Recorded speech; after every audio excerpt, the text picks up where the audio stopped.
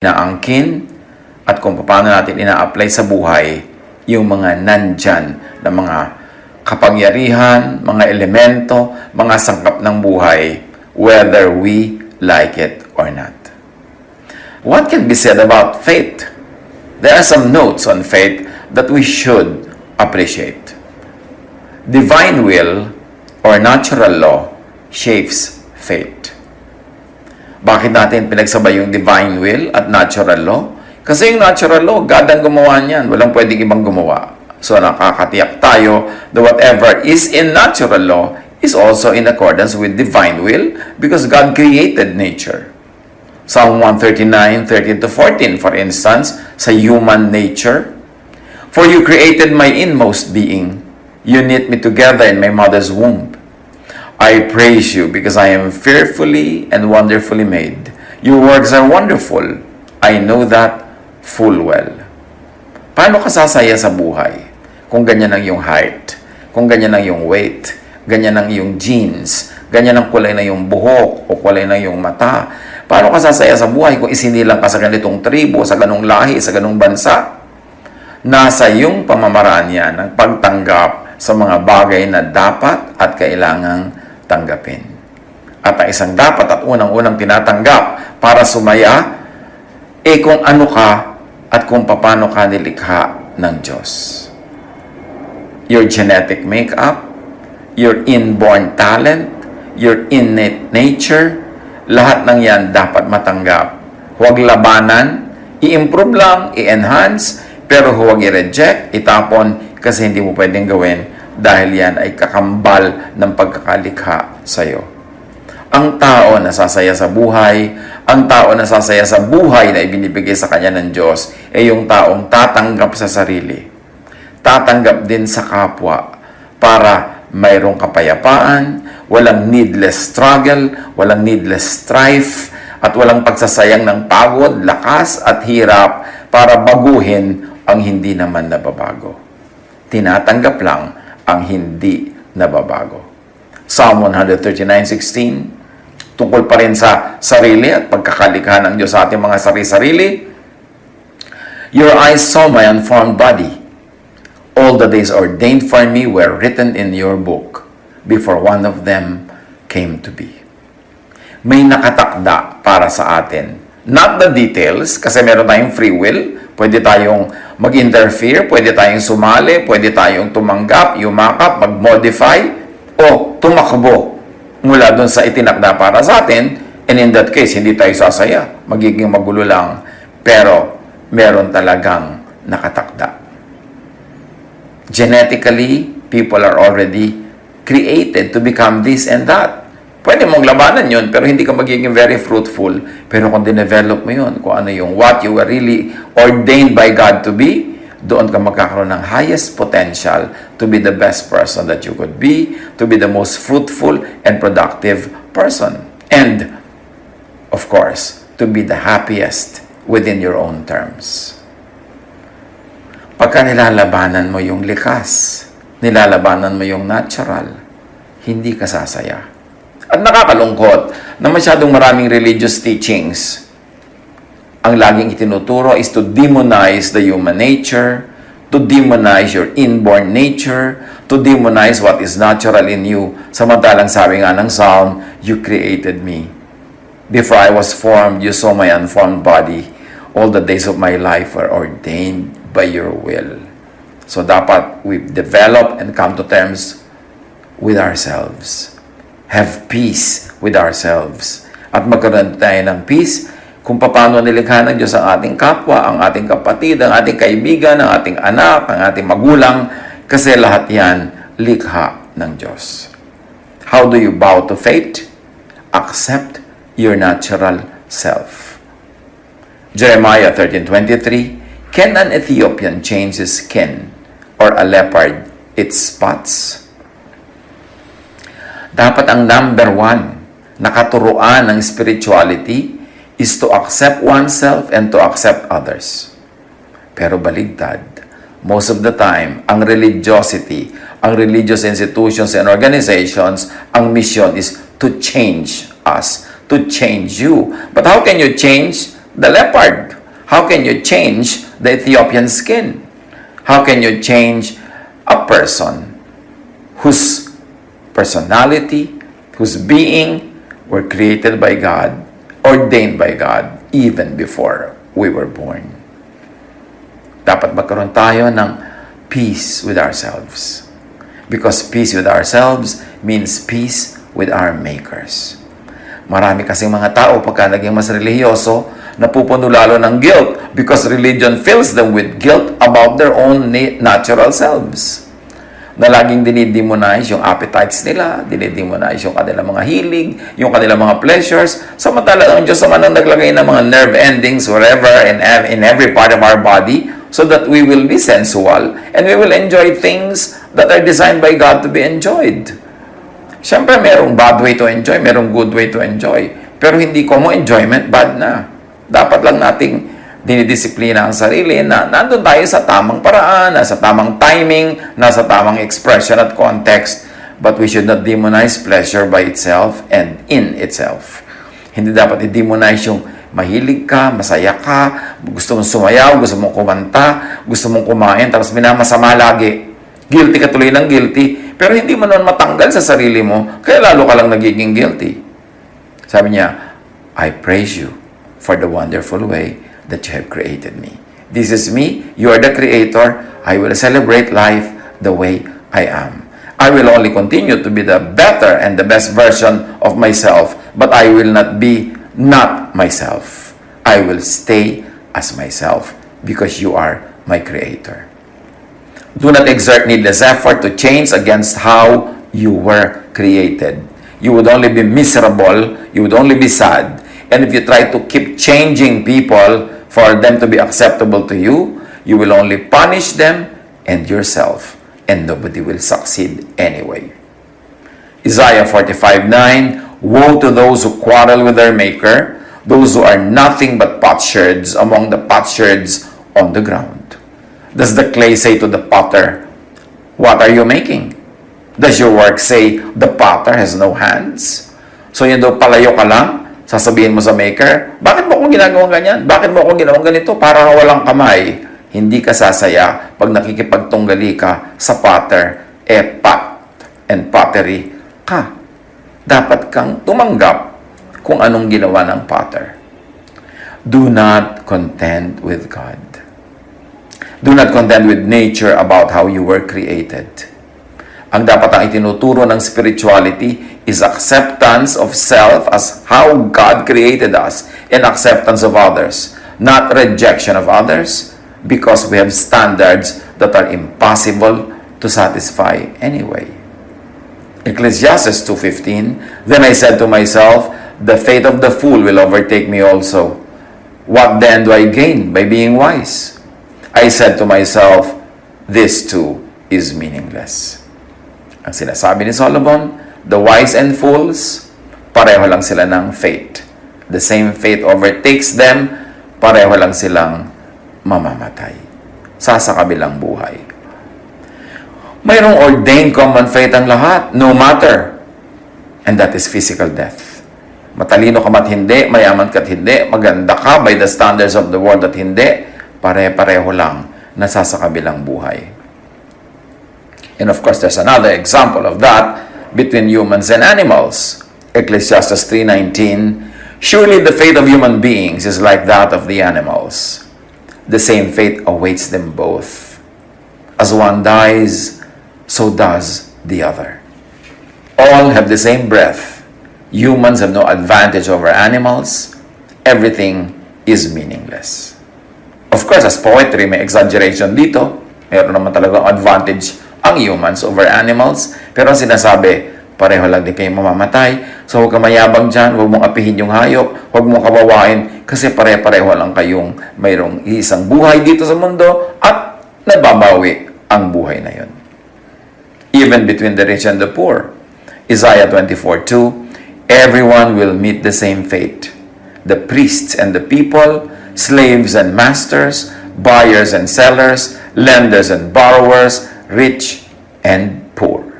And Ecclesiastes 7:2, it is better to go to a house of mourning than to go to a house of feasting. For death is the destiny of everyone. The living should take this to heart. So how do you accept fate? Even how do you accept physical death? Which is inevitable. Di naman naiiwasan. Do not be needlessly concerned about physical death. Huwag laging isipin. Laging takot na takot ang mga tao. We only live once. At sabi nga sa Peanuts cartoon, no, you don't live only once. You live every day and you die once. So sa dinami-dami ng araw ng iyong buhay, isang araw lang doon yung naka-assign sa kamatayan. So huwag mo laging isipin, i-fast forward and not always overthink about it, ang atupagin mo mabuhay because you live every day and you die only one day. At wala pa yung one day na yon, so huwag mo muna siyang problemahin. In fact, huwag mo siyang problemahin. Kahit sino naman mang problema dyan, hindi rin niya naiiwasan. Enjoyin mo na lang yung day of life, day of living, at yung when the day of dying comes, meet your Maker. Accept birth. Also, accept death. Why? Because God is in control. Birth is ordained by God. Even death is ordained by God. So, huwag na lang labanan. Hayaang dumating kung darating, pero habang hindi pa dumarating, huwag yan ang pagtuunan ng pansin, huwag yan ang pag-isipan, ang atupagin ay mabuhay ng makulay, masaya, mabunga, mabuti, makadiyos, maibigin. Proverbs 21:30, there is no wisdom, no insight, no plan that can succeed against the Lord.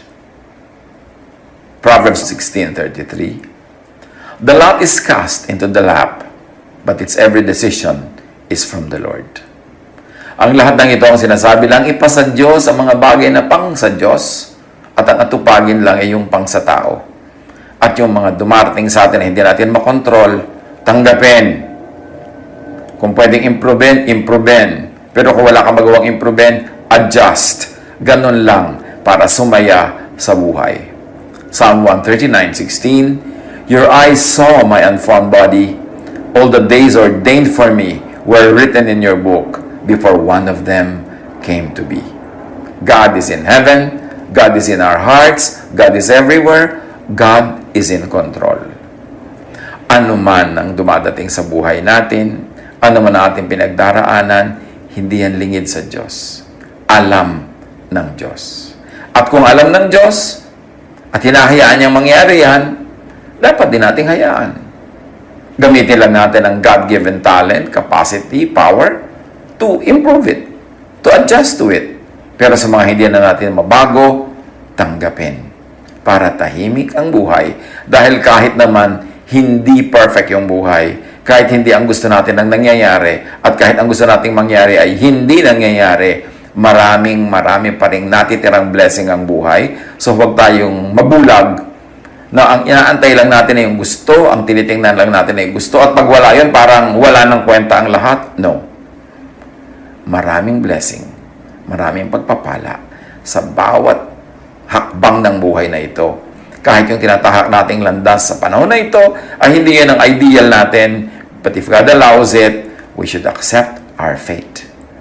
Proverbs 16:9, in their hearts, humans plan their course, but the Lord establishes their steps.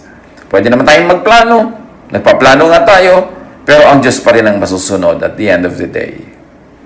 After we have done our best, while we are doing our best, let's accept whatever God allows to come into our lives. Huwag magsayang ng pagod na labanan ang kapalarang nangyayari, na labanan ang nagaganap. Ecclesiastes 6:10, whatever exists had already been named, and what humanity is has been known. No one can contend with someone who is stronger, and that stronger someone is God. Another note on faith, human will, faith, prayer can also engineer and modify faith. Kanina ipinagdiinan natin, tanggapin ang dumadating sa buhay. Tanggapin ang palad. Tanggapin kung ano man ang ibinibigay ng Panginoon. Pero tayo, we were created in God's image. We were given by God the power. At sabi yun ni Jesus, believe. And when you believe, ask, seek, knock, and it will be given to you. When you believe, command this mountain to move, and it will move. So, ang unang choice sa mga dumarating sa atin sa kapalaran para tahimik ang buhay, tanggapin. Pero meron pa tayong isang choice. Modify. Change. Command the mountain to move. Meron ding ganong option. Ecclesiastes 10:10. If the axe is dull and its edge unsharpened, more strength is needed, but skill will bring success. This very short verse has two great ideas. Pag daw ang palakol mo ay mapurol at hindi na hahasak ang kanyang mga talim, dalawa ang pwede mong gawin. Exert more effort. Kahit hindi na masyadong matalim, pag malakas ang paggamit mo sa kanya, makakaputol din niya ng kahoy. Pero, kung meron kang skill, mas lalong success ang darating sa'yo. E di ihasa mo.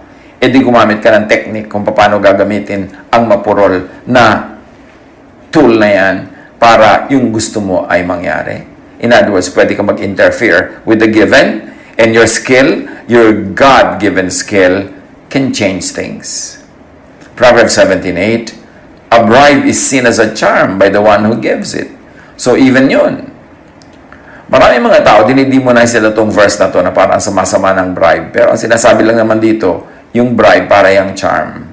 Nakakagawa yan ng maraming mga himala para doon sa nagbibigay niyan.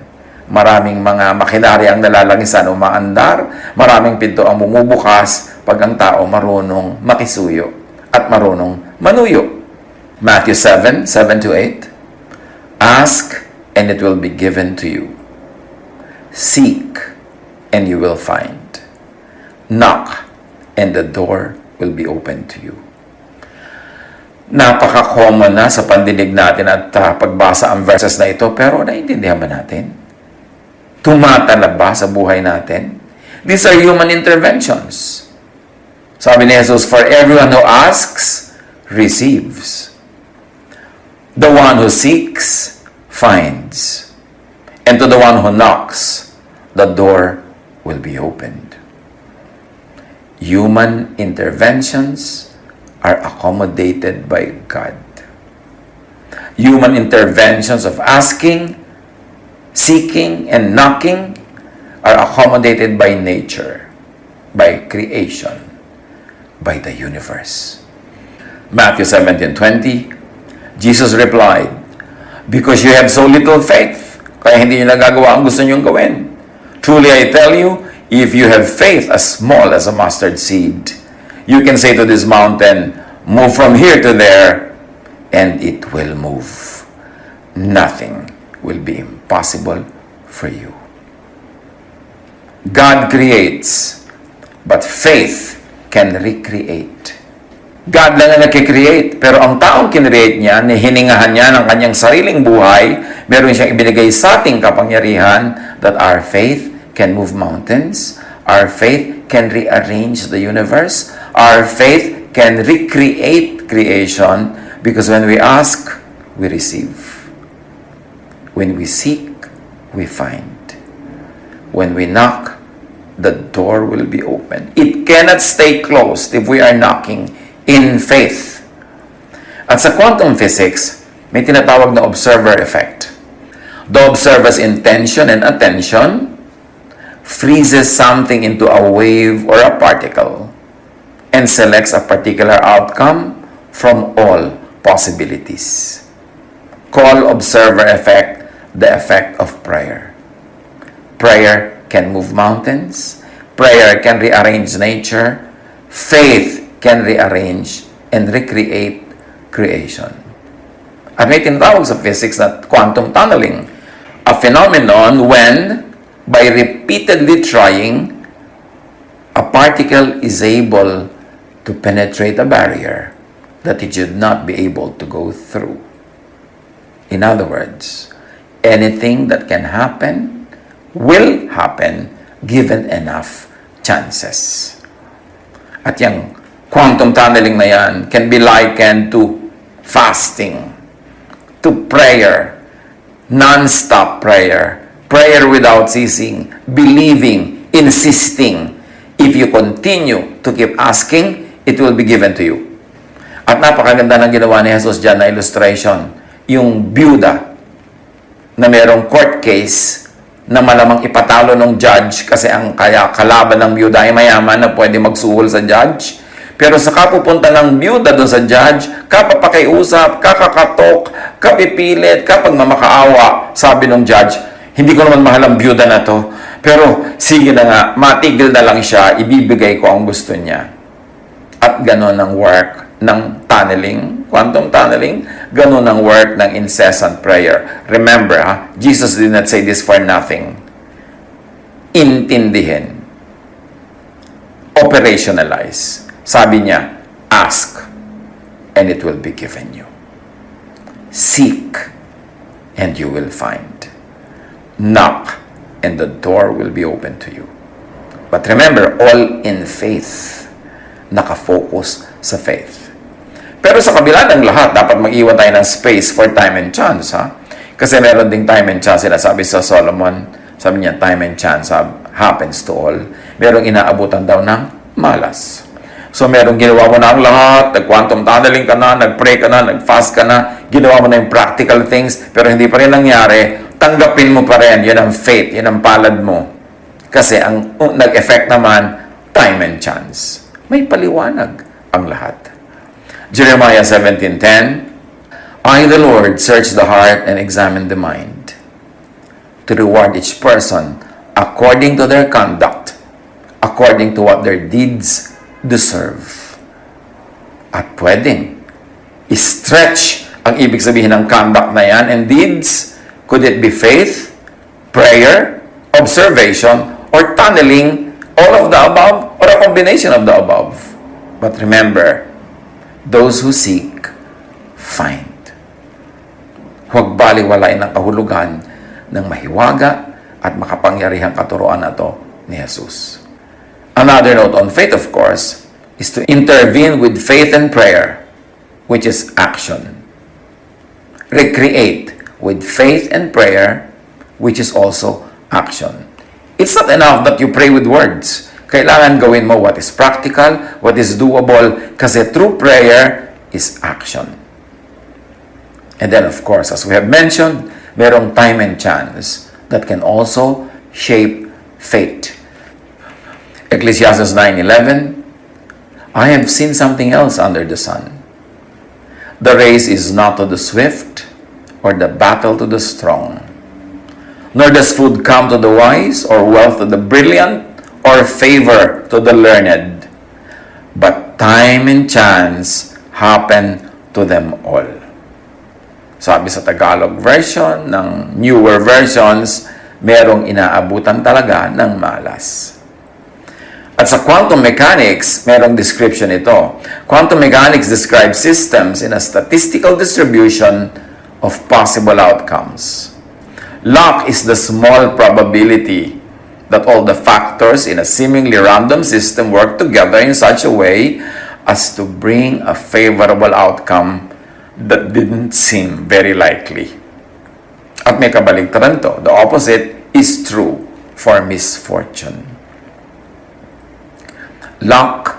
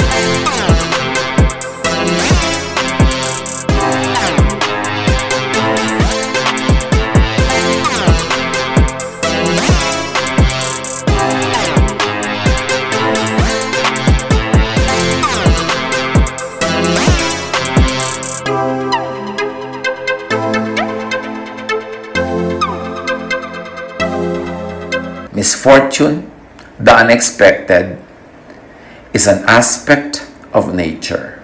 Meron talagang sweepstakes chance. May ganong nangyayari. Para rin yan sa reproductive system, ang dami-daming sperms, pero isa lang yung magtatagumpay o dalawa. So, sino doon? Luck, fortune, or misfortune befalls everything and everyone. So, accept fortune and or misfortune. Part din yan ng buhay. Walang nakakapagtaka. Proverbs 18:18, casting the lot settles disputes and keeps strong opponents apart. So, imbes lagi kayo mag-away, mag-jack and point na lang daw kayo, magbato-bato, pick, luck, time, chance, can settle many things at nasasave tayo sa maraming pagod, hirap, at sugat. Ecclesiastes 3:22, so I saw that there is nothing better for a person than to enjoy their work, because that is their lot. For who can bring them to see what will happen after them? So mag-enjoy na lang daw sa buhay. Kung yan ang yung palad, enjoyin mo. Kung ang dumating sa'yo ay hirap, tanggapin mo. Kung ang dumating ay kasiyahan, tanggapin mo rin. Binbless ka ng Diyos ng kayamanan at kaya mong ma-enjoy, enjoyin mo without apology. Huwag ka lang lilimot na maging mabuti, matulungin sa kapwa. Pero hindi mo kailangang magdusa kung hindi ka naman pinagdudusa ng langit. Religion lang naman ang mahilig magpadusa sa tao. Napakaraming misrepresentation. Pag kinakita mo how the human body was made, we were created by God for pleasure. Kaya ang dami-dami mga nerves na inilagay niya dyan para maramdaman natin ang lahat ng dapat maramdaman. Tapos dinidemonize ng religion yung senses at sensuality. Of course, that's Greek idea na namana ng religion, even ng maraming Christian theologies. Kaya dapat suriin. Ecclesiastes 8:7, since no one knows the future, who can tell someone else what is to come? So do not be over-anxious about the future. Do not be over-anxious about the unknown. Hindi mo pa rin malalaman yan kahit magpatiwa-tiwari ka, magpagulong-gulong, intayin mo na lang mangyari ang mangyayari. At pag nangyari na, huwag mo naman tanggihan, tanggapin. Accepting time and chance could make one yield to fate more gracefully and peacefully. So halimbawa, hindi ka nagtagumpay, pwede mong masabing, hindi kasi natin ginawa ang tama, o hindi kasi ito ang kalooban ng Diyos, o ganun lang talaga. Merong dinadatnan ng malas. Pero bihira lang yon. Hindi pwedeng ang namumuhay ay laging kamalasan at hindi laging pwedeng laging swerte. Kasi maliit lang yung chance for swerte and for malas. Ang malaki talaga na bahagi ng buhay ay yung prayer, yung faith, yung work, yung living according to the will of God, following the laws of nature. Yon, malaki ang chance na mangyari yung gusto natin at ibig na mangyari. Ecclesiastes 9:1, so I reflected on all this and concluded that the righteous and the wise and what they do are in God's hands, but no one knows whether love or hate awaits them. Lahat ng ginagawa natin, nasa kamay ng Diyos. Gawin lang natin yung kaya at ipasa Diyos na ang lahat. God is in control. And the part of the system is that prayer and faith can change things, can move mountains. As we have mentioned, sa quantum physics, observation can change things, can move mountains. And the wave function collapse, an idea in quantum physics, the outcome of an event can be manipulated by extracting data pertaining to that event. Again, ang equivalent is prayer, observation, faith. What you predict, expect,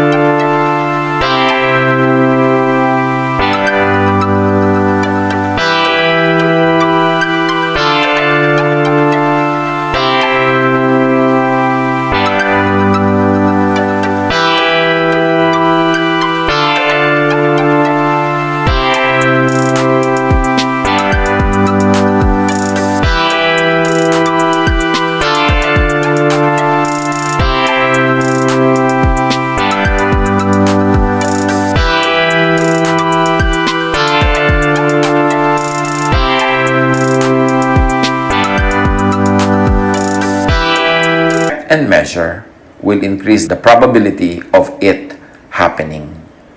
Pag lagi mong pinapredict, inaasahan, sinasabi, binabantayan, inuungkat, pinalalaki mo ang chances na ito ay maganap. Kaya pag ang lagi mong iniisip ay negative, ang lagi mong kinakatakutan ay negative, ang laging laman ng iyong isip ay takot, malamang yun ang matutuloy. Kaya sinasabi sa Bible, whatever is true, whatever is worthwhile, whatever is beautiful, think about these things. Kasi pag iniisip mo, ipinagpe-pray mo. At sa quantum physics yon, you are observing, you are tunneling, and you increase the chances of this happening. That is the observer effect. The observer's intention and attention freezes something into a wave or a particle and selects a particular outcome from all possibilities. As we have said earlier, let me say it again. Tunneling can change things, can move mountains. At yung quantum tunneling, a phenomenon when a particle is able to penetrate a barrier that it should not be able to go through by repeated trying. Anything that can happen will happen given enough chances. At sinasabi ng matatanda, pag may tiyaga, may nilaga. Pag may prayer, may answer. Pag may knocking, may opening of the door. Pag may seeking, merong finding. Pag may observation, pag may tunneling, merong effect. So, believe, ask, seek, knock. Pray without ceasing. What you pray for, what you think of, what you work on, will have a great chance of being your reality. So after, and while doing the best you could, accept what life brings. Huwag makipag-boxing sa buhay. Huwag makipag-judo, karate, at kung ano-ano pa. Huwag makipaglaban. Tanggapin ang dapat tanggapin. Kasi kahit hindi yon was what you had in mind, marami pa ring blessing na makikita doon. Accept your lot to find peace. Pagka hindi mo tinatanggap ang nangyayari na hindi mo naman maiiwasan, lulungkot ka lang. Magiging miserable ka lang. Accept your lot to find peace. Be at peace. Isaiah 46:10. I make known the end from the beginning. From ancient times, what is still to come. I say, my purpose will stand, and I will do what I please. Yan ang sabi ng Diyos. So bow to faith.